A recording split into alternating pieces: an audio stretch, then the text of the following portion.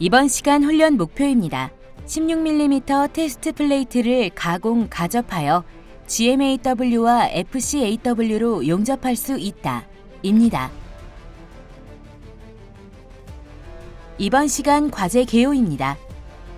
16mm 테스트 플레이트를 이용해 GMAW와 FCAW로 V홈 맞대기 용접을 합니다. 과제 목적입니다. 주어진 재료를 이용해 루트, 필, 캐패스를 시공합니다. 과제 목표입니다. 작업자는 재료를 가공하여 완전 용접을 할 수 있는 기량을 갖출 수 있다. 언더컷, 기공 혼입 등 용접 결항이 발생하지 않을 정도의 용접부를 완성할 수 있다. 입니다. 재료입니다. 두께 16mm 플레이트로 가로 세로 250mm에 125mm이며 30도 개선이 처리되어 있는 재료 2개를 사용합니다. 루트 패스는 GMAW로 시공하고 필 패스와 캡 패스는 FCAW로 시공합니다. 용접봉은 GMAW는 KC28 1.2mm짜리를 사용하고 FCAW는 K71T 1.2mm짜리를 사용합니다. 가스는 이산화탄소 100%를 사용합니다.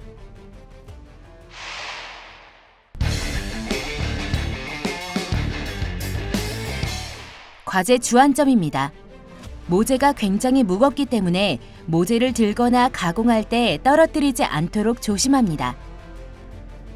루트면 가공 시 면이 일정하게 나올 수 있도록 주의하며 개선각은 30도를 유지해야 합니다. 모재 가접은 시점과 끝점에 2포인트를 실시합니다. 가접할 때 모재의 간격은 시점 부분을 3.2mm, 끝점 부분을 4mm로 유지합니다. 모재의 단차를 맞추기 위해 마그네틱 베이스를 사용해 고정하며 철자를 이용해 단차 여부를 확인합니다. GMAW, FCAW 용접 시 사용 가스는 아르곤 80%에 탄산가스 20%가 섞인 혼합가스나 이산화탄소 100%를 사용합니다.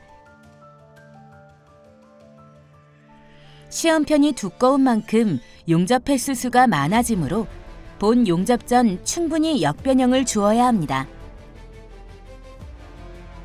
마지막 캡패스 작업 시 작업자는 모재의 중간 부분 125mm 되는 부분에서 꼭 한번 봉 이음 작업을 해야 합니다. 용접 횟수 수가 많기 때문에 기공, 슬래그, 언더컷, 오버랩 같은 용접 결함이 발생하기 쉽습니다. 용접 횟수마다 용접 결함이 생긴 부분은 그라인더로 가공하고 비드 위에 쌓인 슬래그는 깨끗하게 청소해줍니다. 언더컷은 높은 전류나 전압을 사용하면 발생할 수 있습니다. 보통 전류 100에서 140A에 전압은 16에서 22V를 사용하는 게 좋습니다. 이번 시간 준비물과 공구를 확인해 보세요.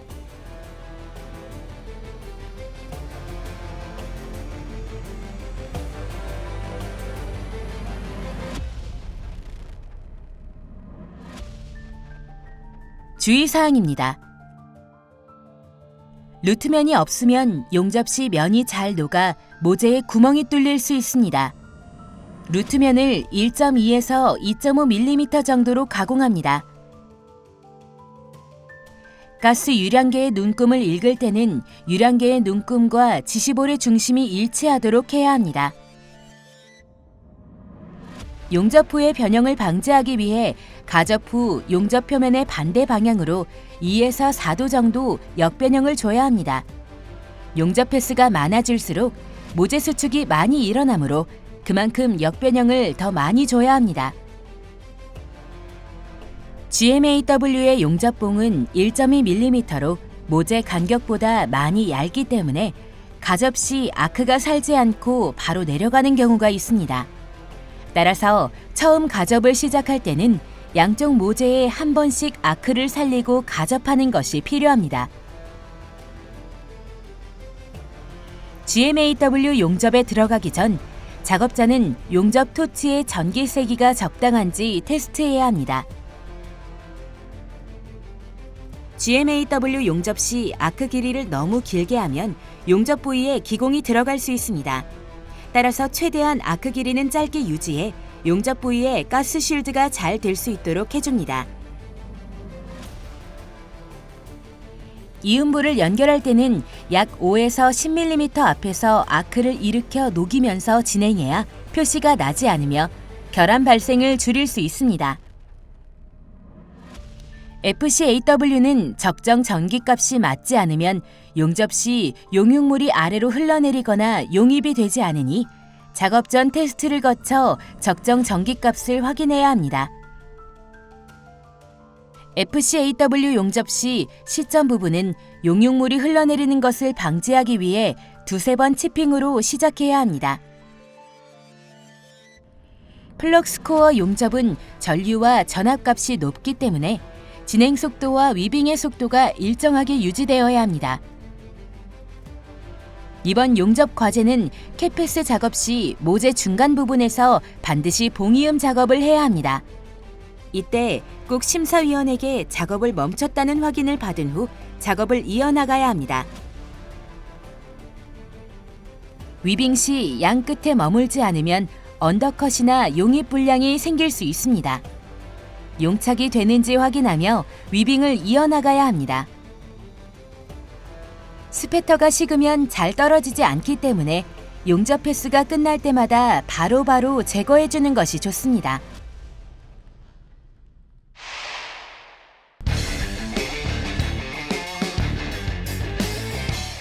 이번 과제의 수행 내용을 살펴보세요.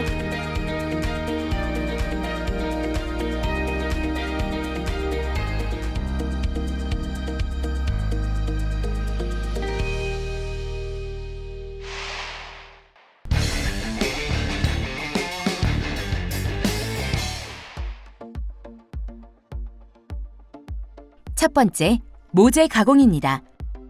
V형 맞대기 용접이므로 모재 한쪽 측면을 개성각이 30도가 되게 가공합니다.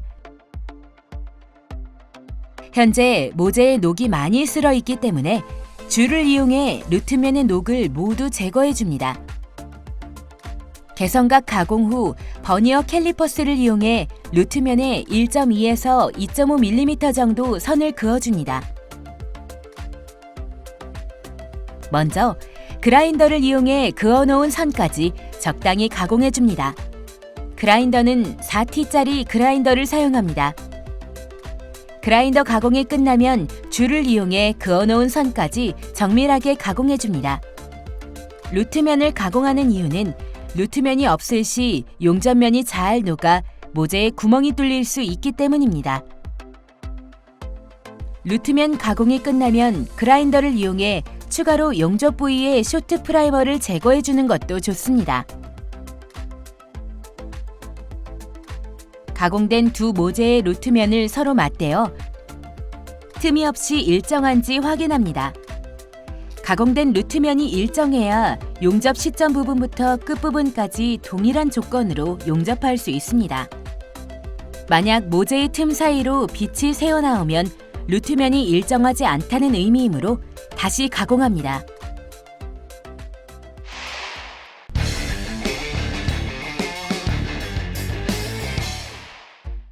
두 번째, 모재 가접입니다. 가스 스위치를 켜고 가스 유량을 조절합니다. 가스는 이산화탄소 100%를 사용하며 유량은 15에서 20L/min으로 맞춰줍니다. 유량계를 읽을 때는 유량계의 눈금과 지시볼의 중심이 일치하도록 해야 합니다. 가접할 모재의 단차와 간격을 맞춥니다. 단차를 맞추기 위해 마그네트 베이스를 이용해 모재를 고정하고 수평을 맞춥니다. 이후 강철자를 이용해 단차를 확인합니다.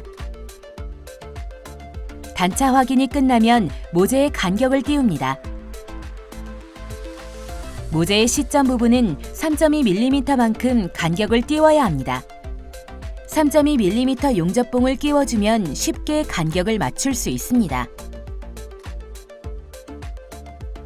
GMAW로 모재 시점 부분을 가접합니다. 용접봉은 KC28 1.2mm짜리를 사용합니다. 와이어가 1.2mm이고 시점 부위 간격이 3.2mm이기 때문에 아크가 살아나지 않고 바로 내려가는 경우가 있습니다. 따라서 처음 가접을 시작할 때는 양쪽 모재에 한 번씩 아크를 살리고 가접하는 것이 필요합니다. 모재의 끝부분 간격을 벌려줍니다. 용접을 하게 되면 모재 수축이 일어나기 때문에 끝점 부분은 간격을 4mm로 맞춰줍니다. 간격이 너무 좁으면 치핑 해머를 이용해 벌려주고 단차가 틀어지지 않았는지 강철자를 이용해 확인합니다. 간격이 너무 넓으면 해머로 두드려 간격을 맞춰주고 단차가 맞지 않으면 치핑 해머로 위아래를 뒤틀리게 해 단차를 맞춰줍니다. 끝점의 간격을 맞추기 위해 4mm짜리 환봉을 꽂고 최대한 루트면이 손상되지 않도록 가접합니다. 너무 용입이 많이 되면 본 용접 전 환봉을 제거하기가 어려우므로 양쪽 면이 고정될 정도로만 가접합니다. 가접이 모두 끝나면 가접 상태를 확인합니다. 모재의 시점 부분과 끝 부분의 간격은 잘 유지됐는지 단차는 안 졌는지 확인합니다. 만약 잘못된 것이 확인되면 해체하고 다시 작업해야 합니다.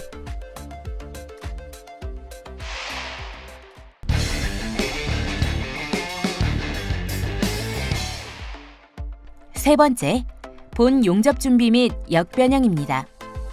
본 용접에 들어가기 전 시점 부분을 2T짜리 그라인더 날을 이용해서 U자 형태로 가공합니다. 그라인더 가공을 하는 이유는 시점 부분과 본 용접 사이를 매끄럽게 이어지게 하기 위함입니다. U자 형태로 가공해야 이음을 할 때 용융물이 섞이지 않고 잘 흘러갈 수 있습니다. 전체적으로 U자 형태를 유지하되 끝부분이 뾰족하도록 가공해줍니다. 그라인더 가공이 잘 됐는지 확인하고 용접 표면의 반대 방향으로 2에서 4도 정도로 역변형을 주어 용접 후의 변형을 방지합니다.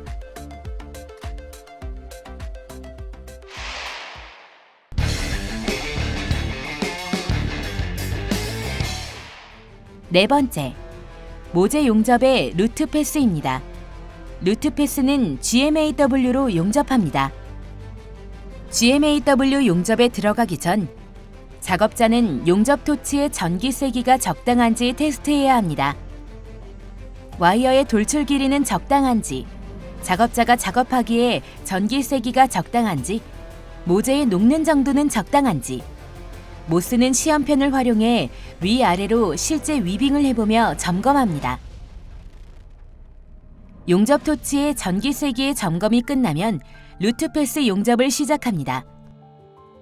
용접 토치에 돌출된 와이어 길이는 5에서 9mm 정도로 짧게 잡아주었습니다. 솔리드 용접은 와이어의 길이에 따라 전류값의 변화가 일어납니다. 길이가 길어지면 전류는 내려가고 짧아지면 전류값이 올라가므로 와이어 돌출 길이에 주의합니다. 용접봉으로 1.2mm를 사용하기 때문에 좌우로 위빙하는 크기가 큽니다. 용접봉을 U자 형태를 그리며 위빙해줍니다.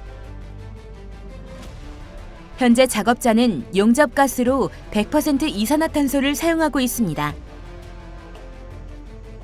가스로는 100% 이산화탄소 이외에도 아르곤 80%에 탄산가스 20%가 섞인 혼합가스를 사용할 수도 있습니다. 아크 길이를 너무 길게 하면 용접 부위에 기공이 들어갈 수 있습니다. 따라서 최대한 아크 길이는 짧게 유지해 용접 부위에 가스 쉴드가 잘 될 수 있도록 해줍니다. 끝접에 가접해둔 환봉이 가까워져 오면 용접을 멈춥니다. 2T짜리 그라인더를 사용해 가접해둔 4mm 환봉을 제거합니다. 그라인더 가공을 할 때는 루트면이 손상되지 않도록 주의해야 합니다. 이음부 부분도 끝부분이 날카로운 U자 형태로 가공해줍니다. 이음부를 연결하고 끝점까지 루트패스의 용접을 마무리합니다. 이음부를 연결할 때는 약 5에서 10mm 앞에서 아크를 일으켜 녹이면서 진행해야 결함이 발생하지 않습니다. 끝점 부분은 아크 길이를 짧게 유지하면서 두세 번에 걸쳐 치핑으로 마무리합니다.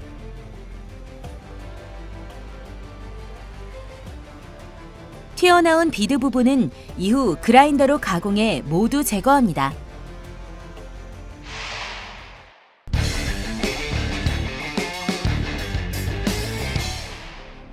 다섯 번째, 모재 용접의 필패스입니다. 필패스는 FCAW로 용접합니다. 적정 전기값이 맞지 않으면 용접 시 용융물이 아래로 흘러내리거나 용입이 되지 않기 때문에 작업자는 본 용접에 들어가기 전 용접 자세에 맞춰 못 쓰는 시험편의 전기값을 시험해 봐야 합니다.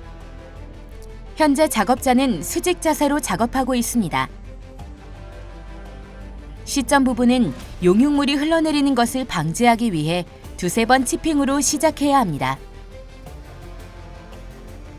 치핑으로 비드가 형성되면 위쪽으로 위빙을 이어갑니다.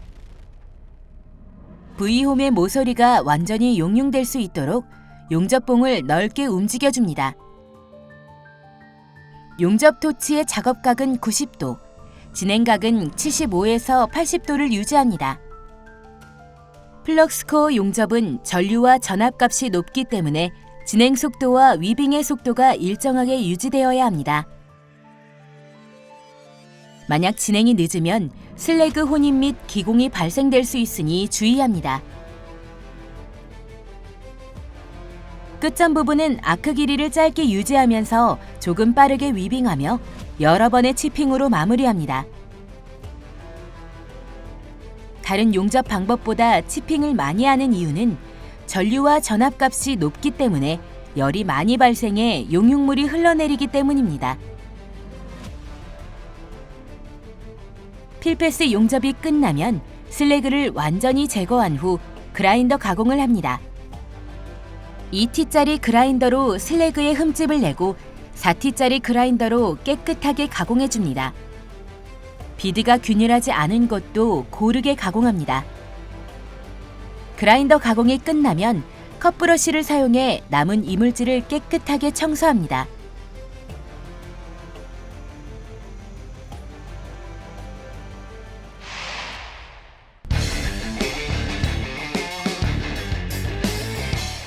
여섯 번째, 2차 필패스입니다. 용융물이 흘러내리는 것을 방지하기 위해 두세 번 치핑으로 시작합니다. 비드가 형성되면 위쪽으로 위빙을 이어갑니다.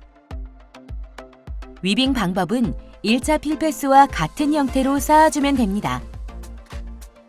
플럭스코어 용접은 전류와 전압값이 높기 때문에 진행 속도와 위빙 속도를 일정하게 유지시켜야 합니다. 비드 높이는 표면에서 0.5mm 정도 들어가게 쌓아주어야 합니다. 플럭스코어 용접에서 끝점 처리는 시점 부분만큼 중요합니다. 열이 많이 발생하기 때문에 용융물이 흘러내려 비드가 충분히 쌓이질 않기 때문입니다. 아크 길이를 짧게 유지하면서 여러 번 치핑으로 마무리하며 충분히 비드가 쌓일 수 있도록 합니다. 2차 필패스 용접이 끝나면 비드 위에 쌓인 슬래그를 모두 제거해줍니다. 치핑 해머를 이용해 슬래그를 털어줄 수도 있으나 작업 속도를 높이기 위해 7T짜리 그라인더를 이용해 비드 표면의 슬래그만 제거해줍니다. 개선면 부위에 붙어있는 스패터는 일자정과 망치를 이용해 바로바로 제거해줍니다. 스패터가 식으면 잘 떨어지지 않기 때문에 용접 패스가 끝날 때마다 바로바로 제거해주는 것이 좋습니다.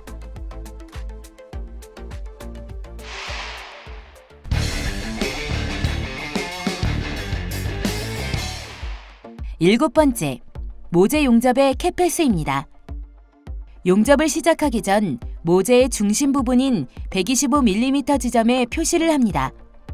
캣패스 용접 시에는 비드 중간 부분을 반드시 끊었다가 다시 봉이음을 해야 하기 때문에 위치를 미리 표시해 주는 것이 좋습니다.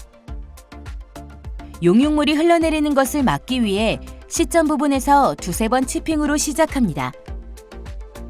비드를 쌓을 때는 개선면의 끝단 부분을 기준으로 라인을 살려줍니다. 캣패스의 위빙 방법은 반원이나 지그재그 방법으로 하며 위빙 시 와이어 끝부분이 홈의 끝단에 가기 전에 살짝 머물면서 위빙을 해주어야 합니다.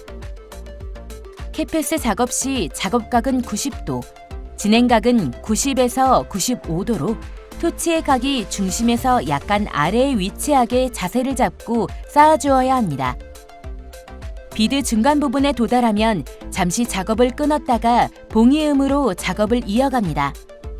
이때 반드시 심사위원에게 작업을 멈췄다는 확인을 받은 후 작업을 이어가야 합니다. 봉이음을 할 때는 끊긴 부분 5에서 10mm 앞에서 아크를 일으켜서 빠르게 돌리면서 이어나가야 결함이 생기는 것을 막을 수 있습니다. 위빙 시 양 끝에 머물지 않으면 언더컷이나 용입 불량이 생길 수 있습니다. 용착이 되는지 확인하며 위빙을 이어나갑니다. 끝점 부분은 아크 길이를 짧게 유지하면서 조금 빠르게 위빙하며 여러 번의 치핑으로 마무리합니다.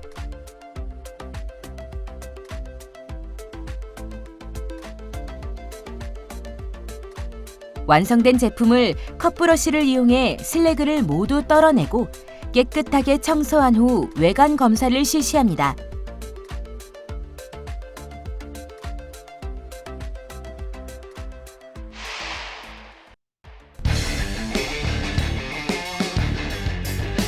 이번 시간 진행한 과제의 핵심 사항을 다시 한번 체크해 보세요.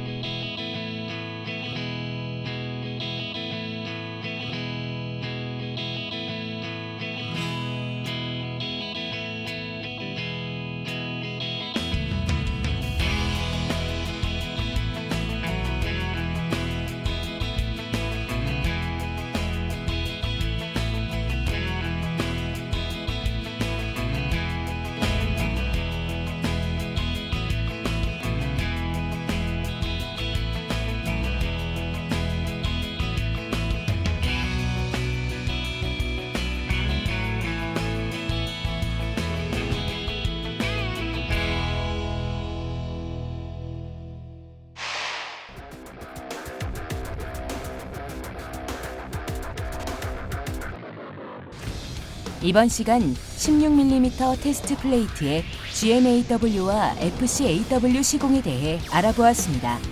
여러분 수고하셨습니다.